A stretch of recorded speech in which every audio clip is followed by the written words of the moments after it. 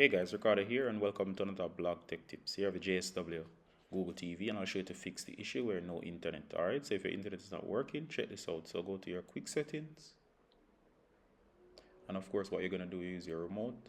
And once you go into your quick settings, what you're going to end up doing is to adjust the time. So you're going to go to all settings. Usually the time and date is the issue where the internet is showing you no internet connection, even though you have internet. So go to system, then go to date and time.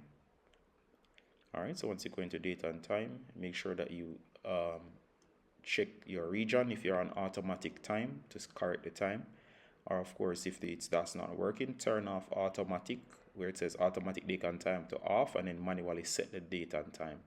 Alright, some other things you can also try: reboot your router, reboot the TV, and of course if that doesn't work as well, there are other things that you can actually try. You can also use your phone or another internet connection. Use your phone as a hotspot to supply internet to the TV. And if that is not working as well, that means the issue is with the TV. You can also try resetting your TV back to default or factory settings, because most of the times it's a software-based issue.